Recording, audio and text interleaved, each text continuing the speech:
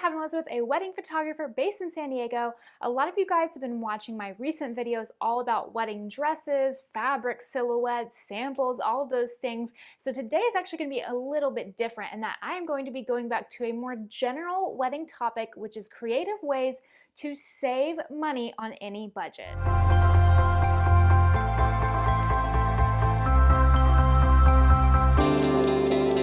Whether you have $10,000, $50,000, $100,000, or maybe $300,000 to budget on your wedding, you might be looking for ways that you can save. Saving money isn't just about having as low of a budget as possible, it's about how to utilize your budget that best fits your priorities and making sure that you don't go above budget. A lot of videos will suggest things like DIYing. I'm not going to talk about anything DIY today because that has just been done 1,000 times over, and I'm honestly not a huge proponent of DIY unless you absolutely have to, because when you're having to do large-scale things for weddings yourself, it can be extremely stressful, very time-consuming, and the end product might not look as good as you were hoping it would. So sometimes it can actually be more to your advantage to outsource things, spend money on them for somebody who can do it better and faster, and you can save that time doing other things for your life.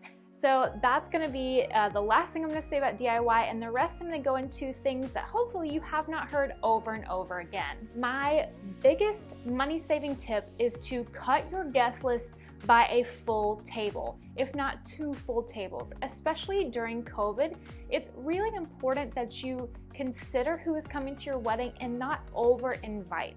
So you don't necessarily need to have hundreds of people at your wedding, and I would say that 2021 is probably not a good time to be having hundreds of people. I would recommend being on the smaller side in case COVID is still hanging around next summer and you want to make sure that you can still have your wedding. And if you have fewer people, odds are that you're going to be more likely to be allowed to have your wedding if COVID is still in the thick of things with this country.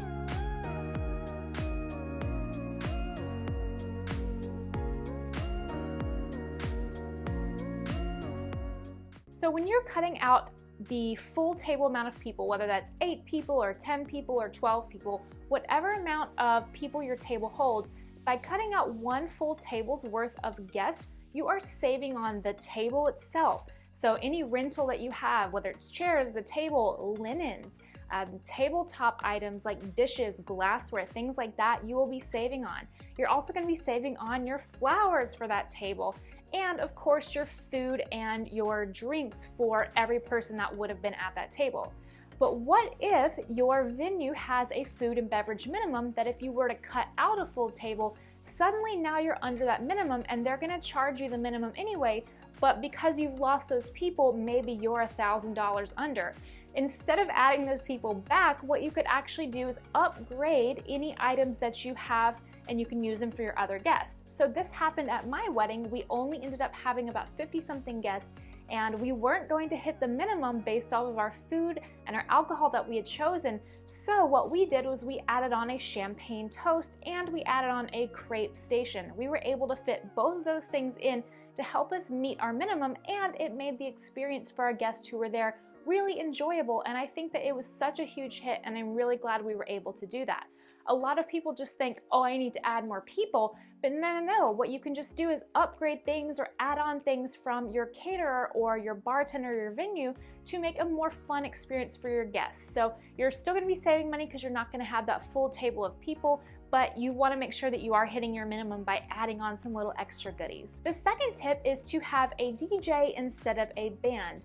Or if you're super set on having a band, have a smaller band rather than a larger band. So maybe a 3-piece band instead of a 7-piece band, or a 5-piece instead of a 10-piece. Another creative thing that you can actually do, and I have seen this happen at some of my weddings, is to have a smaller band for the first couple of hours, whatever that band's minimum might be, and then you switch over to a DJ for the remaining hours in the evening.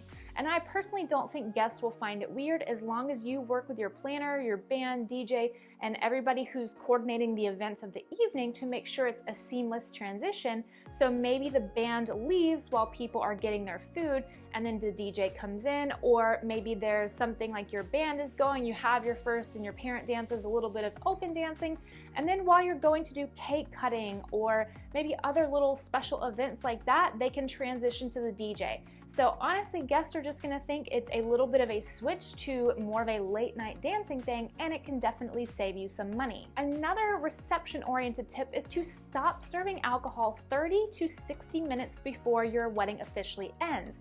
This is because as people are drinking and they're getting more drunk later in the evening, once you're already drunk, you're more likely to become more drunk because you just keep going to get drinks. It's hard to have self-control after you've already had a couple of cocktails in you.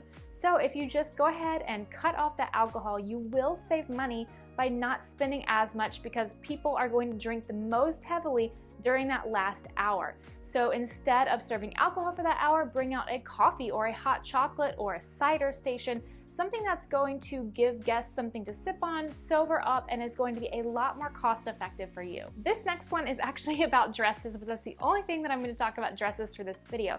So if you are wanting to save money, a really great way to do that would be to buy a sample gown. And if you have not seen my last video about sample dresses, it's going to explain more about what it is, but essentially it is an off-the-rack gown that a bridal boutique had that they were selling it, brides were ordering their size in that dress, and now the boutique is retiring that actual dress. So you can buy that one off the rack. Usually they're really generously discounted, and it's just a really nice way to save a couple $100 to maybe a couple $1,000 on your wedding dress. Now along those lines, whatever dress you've purchased, if you are hoping to sell your dress after your wedding day, it is most likely to sell if your dress has a good sought-after designer behind it.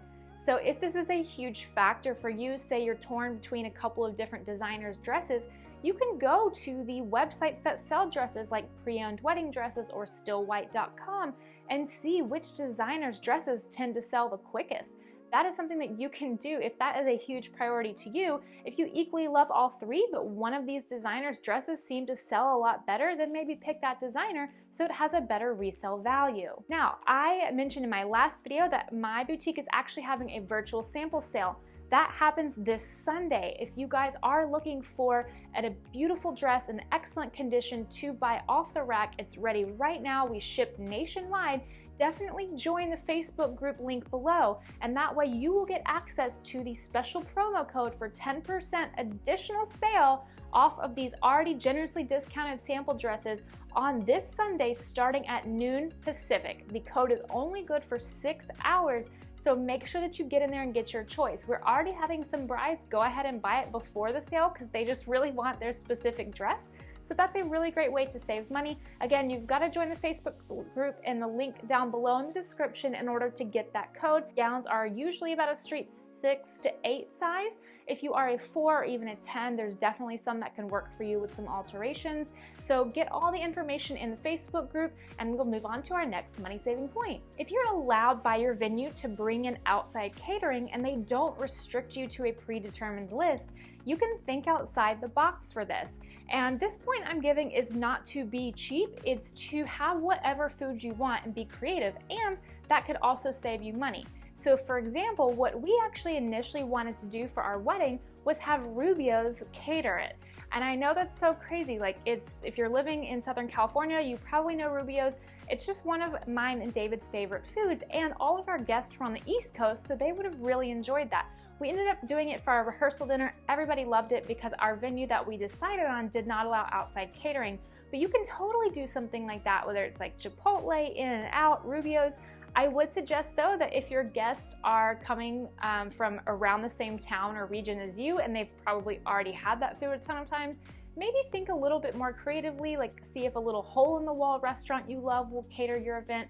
I would make sure that they've done catering before so that they're experienced. But if you've got out-of-town guests who probably never had the classic regional foods that you love that just so happen to be really affordable, by all means do that. It's super fun and memorable. And honestly, a lot of the fancy wedding food that I taste isn't even that memorable. I would rather have something that I know is extremely delicious and I can just like eat it up at the wedding.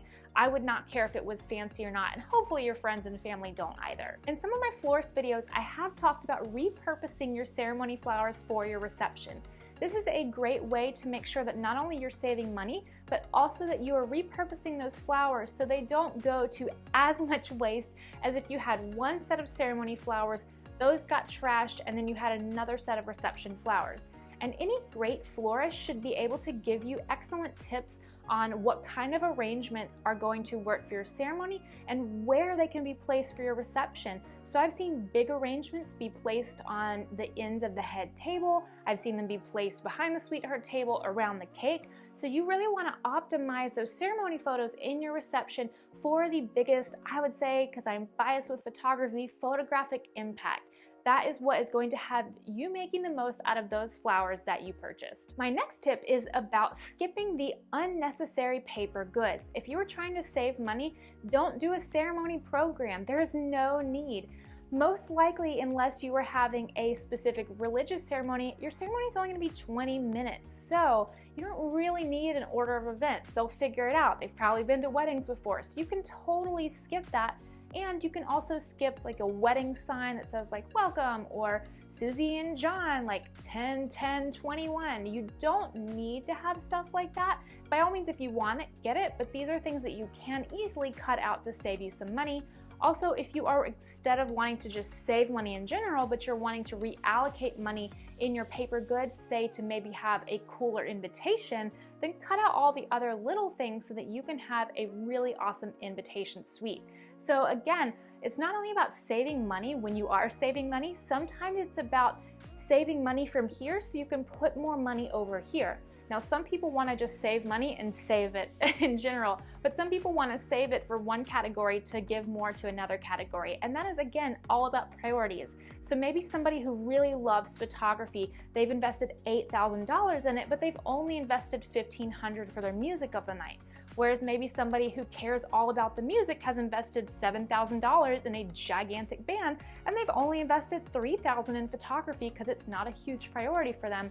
And these are just prices I'm making up off the top of my head, but you can understand that prioritizing what you value is a really important part of the wedding budget. Now, my next tip is about your wedding day accessories. So whether you are a bride or a groom watching this, anything that you are wearing besides your main outfits, your main tux, your main dress, suit, jumpsuit, whatever you're wearing, like your shoes, your jewelry, your hair accessories, if you buy pieces that aren't wildly bridal, then you can certainly wear them again. So my wedding shoes were blue suede sandal heels. I can absolutely wear those again and again and again.